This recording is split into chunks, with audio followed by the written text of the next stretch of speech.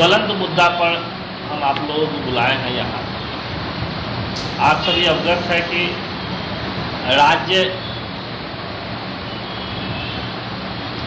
बाढ़ से प्रभावित है और इसमें किसानों के साथ साथ मछुआरों का भी भारी नुकसान हुआ।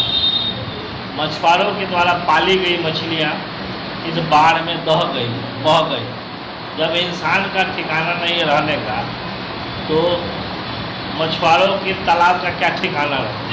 माननीय सुशील कुमार मोदी जी के द्वारा और उस समय यह प्रावधान किया गया था कि बाढ़ जब आएगा बिहार में तो मछुआरों के द्वारा जो राजस्व वसूली हो रहा है लगभग 18 करोड़ रुपये उसको माफ़ कर दिया जाएगा।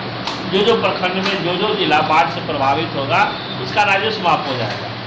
सरकार लगभग प्रत्येक वर्ष यह बात बोलती है, पत्र भी लिखती है हम लोगों को कि हम माफ़ कर देंगे, लेकिन 2006 का बना हुआ कानून पालन आज तक नहीं हुआ और इस वर्ष भी बड़े पैमाने पर मछुआरों को नुकसान हुआ है।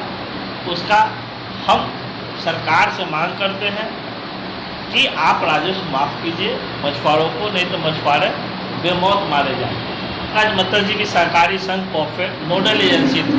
2011 से लेकर 2014 तक बीमा योजना प्रारंभ हुआ था और उस वक्त चाहे मछुआरों का बाढ़ की वजह से क्षति हो, सुखाड़ की वजह से क्षति हो, कोई पॉइजनिंग डाल दे, कोई बीमारी हो जाए, कोई चोरी हो जाए, तो ये 24 सभी कारणों में या कोई प्राकृतिक आपदा आ जाए तो इसमें मुआवजा भुगतान करने का प्रावधान था, मुआवजा का भुगतान किया जाता था। लेकिन 2014 से उस योजना को सरकार ने बंद कर दिया।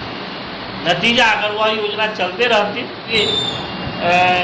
होती है तो मुआवजा दिया जाए, उसी तरह से मछुआरों का भी जो क्षति हो रहा है उसका भी मुआवजा का भुगतान किया। सरकार ने प्रावधान भी किया तो 15,000 रुपये का भुगतान किया जाएगा। अगर मछली का जीरा फॉल में क्षति होता है तो 18,000 रुपये का मुआवजा दिया जाएगा। उसी तरह से जाल अगर क्षति होता है तो 3,000 का मुआवजा दिया जाएगा।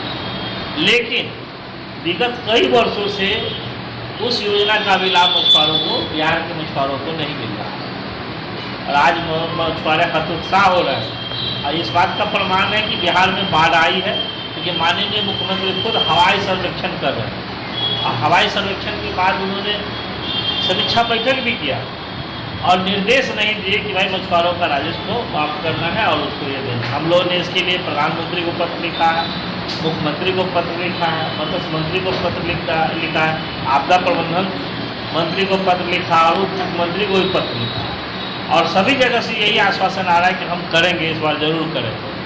हमने यहाँ तक बोला कि भाई चुनावी वर्ष है, अगर मछुआरों को अगर आप ठगने का काम कीजिएगा तो मछुआरा भी सबक सिखाने का काम करेगा। क्योंकि गत वर्ष आप जानते हैं कि 1000 वोट से 1,500 वोट के अंतर में 7 सीट पर हारी थी, हार जीत का फैसला हुआ था और हम लोग का 16 लाख अपना मेंबर है फेडरेशन का। आबादी तो बहुत है, पहले 2 करोड़ आबादी है, 40 लाख फिश फार्मर रजिस्टर्ड। हम सभी का वादा नहीं करते, लेकिन हमारा 16 लाख जो रजिस्टर्ड मेंबर है कि समय रहते मछुआरों की जो तालाबों का राजस्व वसूली हुआ उस राजस्व को माफ़ करे सरकार। और जो नया वसूली की प्रक्रिया है, नीलामबाद दायर किया जा रहा है। एक तो तालाब उसका बह गया, मछली बर्बाद हो गया और नीलामबाद की प्रक्रिया अपनाई जा रही है, लाखों रुपया वसूली का कार्रवाई हो रहा है। भाई पैसा दोहरी नीति है, आप तत्काल स्थगित भी तो कर सकते हैं वसूली की कार्रवाई, वो अभी नहीं कर रही। और जो मछली का बीमा जो बंद किया गया उसको अविलंब चालू करे राज्य सरकार और जो आपदा प्रबंधन विभाग के द्वारा जो बनाया गया कानून है उस कानून को लागू करें। 17-18 में काफ़ी हम लोगों ने दबाव दिया था तो 18 करोड़ मुआवजा देने की घोषणा हुई और उसको 18 करोड़ आज तक मछुआरों को नहीं मिला क्योंकि पूरे राज्य के सभी डीएम से प्रतिवेदन मांगा गया था और डीएम ने प्रतिवेदन दिया कि हाँ इस मछुआरों को इतना रुपये का क्षति हुआ, इस मछुआरों को इतना क्षति हुआ, लेकिन वह क्षति भी आज तक मछुआरों को नहीं मिला। तो अब करे सरकार सरकारी तालाबों का राजस्व माफ़ करे सरकार और साथ ही साथ जो आपदा प्रबंधन विभाग के द्वारा बनाया गया कानून है स्टेट कैलेमिटी रिलीफ फंड और नेशनल कैलेमिटी रिलीफ फंड, राज्य आपदा राहत कोष और केंद्र राहत आपदा कोष का अक्षरशः अनुपालन किया जाए और मछुआरों को मुआवजा भुगतान करने का जिम्मेदारी